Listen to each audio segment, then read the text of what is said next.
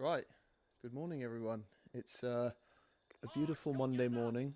I start late on Monday, so I've got a bit of time to make some video, make some content. And I was playing World at War last night, late into the evening. I think I finished at about 12:30, 1 o'clock in the morning.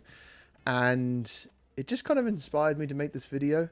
I was kind of reminiscing about the old days, the nostalgia, the kind of playing Call of Duty late into the night, zombies, 3 o'clock in the morning with your friends. And it just kind of gave me that rush of kind of, just kind of missed the good old days. And, I gave you guys a life update in the last video, which was supposed to be a Black Ops 6 video. But I thought I just wanted to jump on and talk a little bit about nostalgia, what made Call of Duty games good back then. How can we get back to the good old days? I've got a cup of coffee. I've got a nice setup here, hopefully, with the background. A little bit nicer than my cabinets that I was using before. But hope you enjoy the gameplay. There's 2 World at War videos here, playing late into the night on the Xbox 360. I just hope you enjoy. It's just some kind of background video, some gameplay. Nothing particular special. I was sniping on one of the maps. Maybe I was sniping on both of them. I can't quite remember. It's in the background over there somewhere playing. But yeah, just wanted to kind of go over my feelings of kind of the games industry, more on like kind of the gameplay side than like the actual industry business and stuff like that. Maybe I'll save that for another video. But I've got some notes there. I've got a timer there, a cup of coffee. So let's get into it.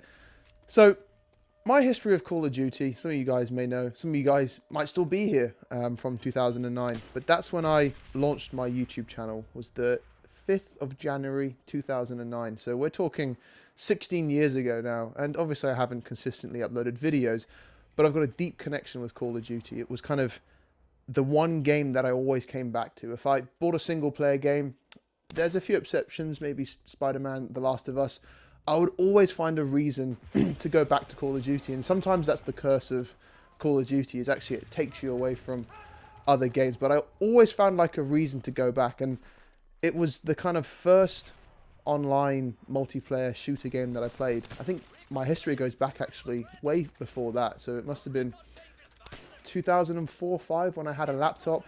And I was playing the Call of Duty 1 campaign with just the keyboard that comes with the laptop. So the mouse trackpad I was using to snipe and to scope with. And this is how naive I was back then. I must have been probably 8 or 9 years old. So been playing for a very long time. Gradually got into online PC. Karantan, I think, was one of the maps.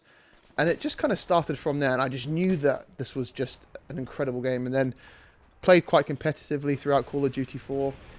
Modern Warfare 2, I was playing with the Nubinator, who you guys might remember, Argos as well, and we would play competitive clan matches, sniping for the majority of it. But every year, without fail, I would get Call of Duty, probably if I could at midnight, certainly as I got older at university, and I would play that game, and I would prestige, and I would rank up, and it was kind of like, I don't want to say it's all I did, but it was certainly a large percentage of what I was interested in.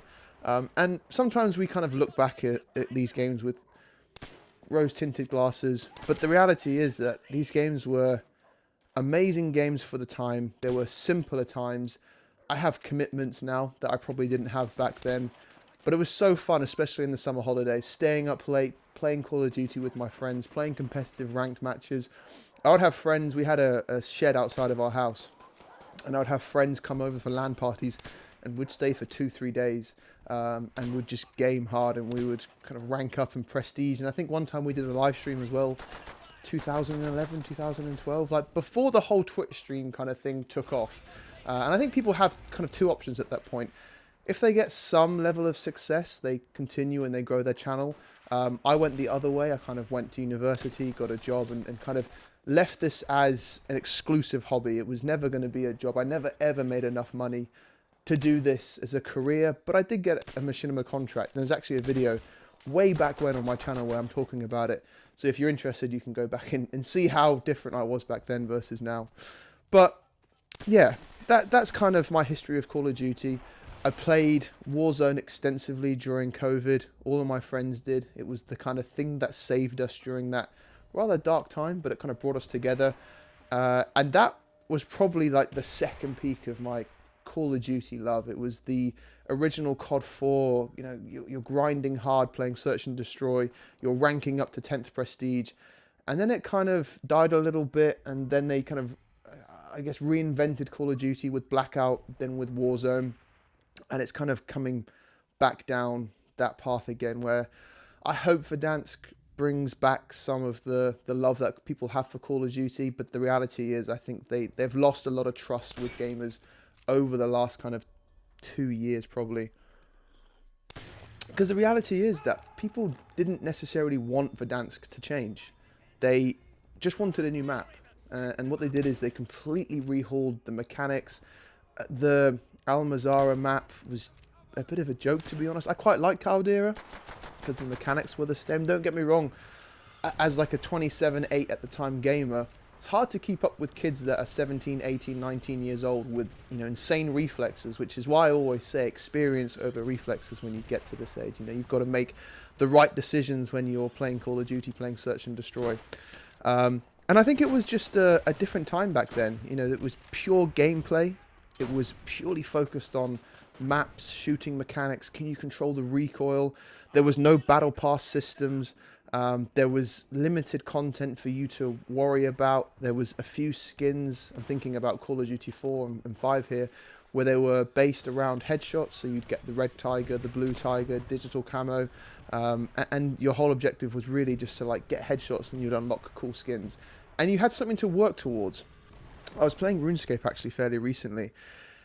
And I realized what's changed with that. The fact that you can buy bonds now kind of diminishes the hard work that you would put in to grind for money. And you still have to grind for skills, you know, XP for attack and defense and stuff like that. But you don't have to do the same level of grinding as you did, you know, 5-10 years ago when there wasn't this bond mechanic where you could go in and buy bonds for like £3 and get 1,000,000 GP. Like the idea of having 1,000,000 GP in RuneScape 5 years ago, 10 years ago, for me was unheard of. Like, and now I can buy all these insane armor, and it just kind of ruins the feeling of games. And I understand these studios, they have to make money to keep alive and to make more games, but I don't know, things kind of changed.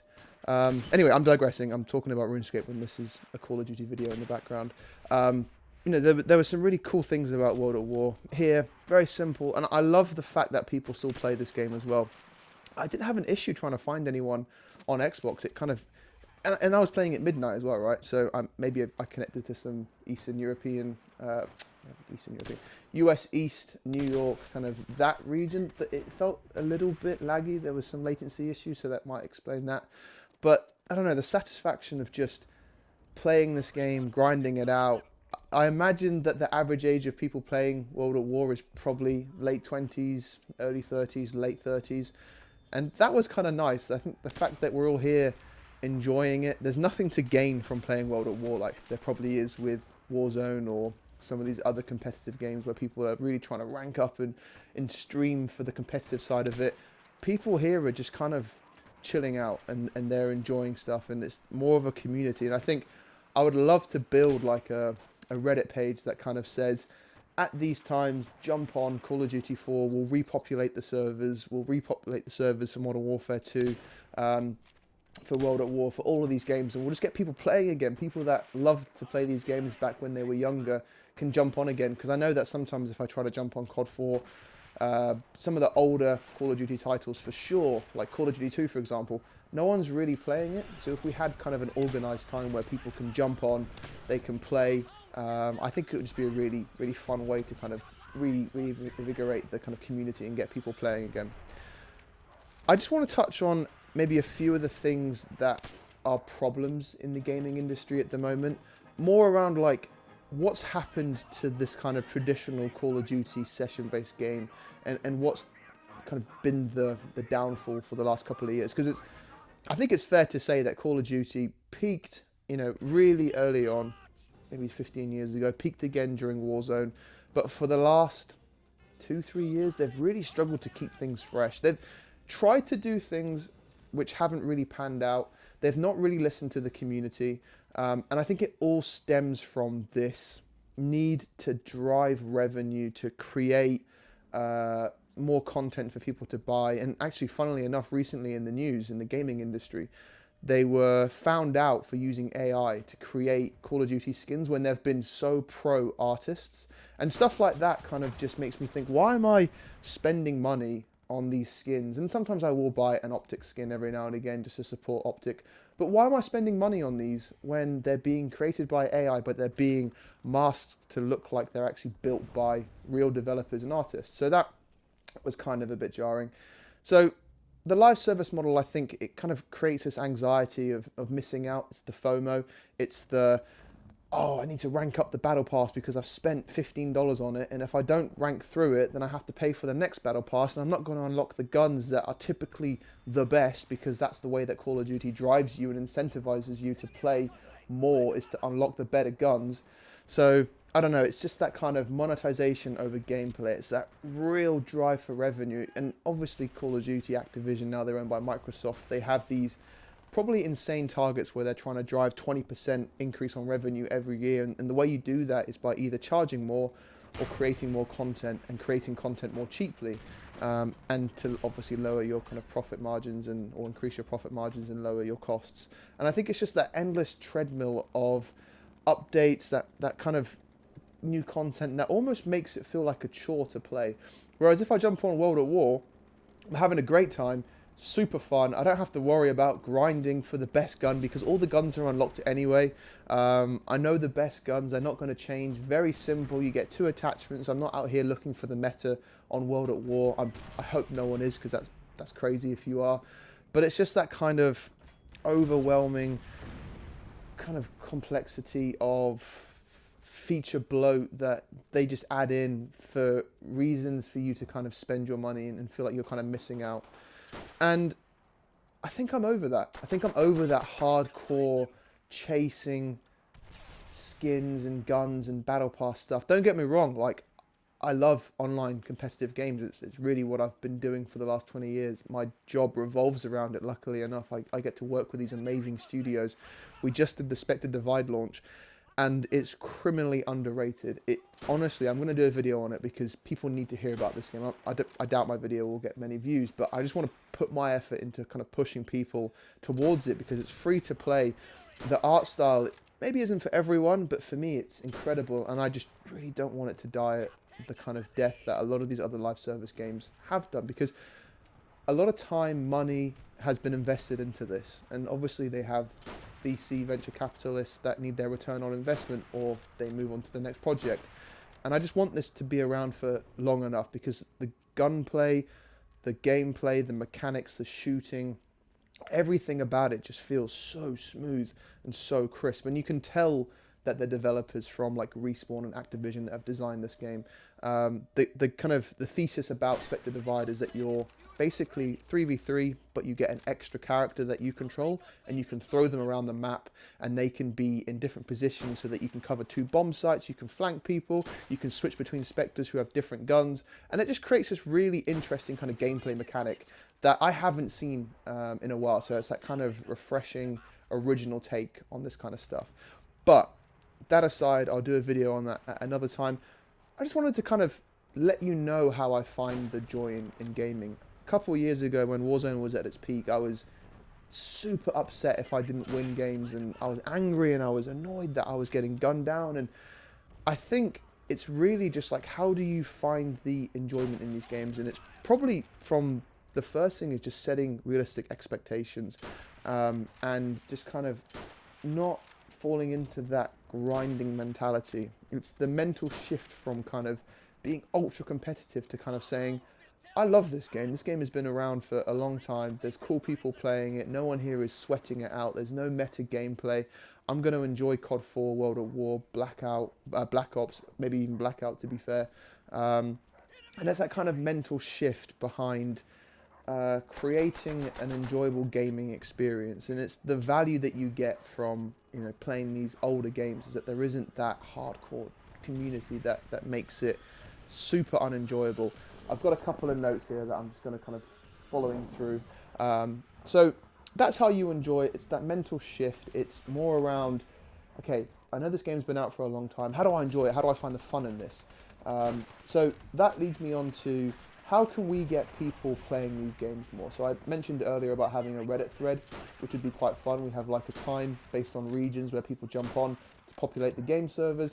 But what I would love to see, and I've thought about it a few times actually, but given the state of the gaming economy at the moment, is actually building and remaking some version, with obviously not copywriting, like COD 4 Pro Mod. Some way that we can just have a $15, $20 game where you jump in, you're not trying to grind for insanely sweaty skins.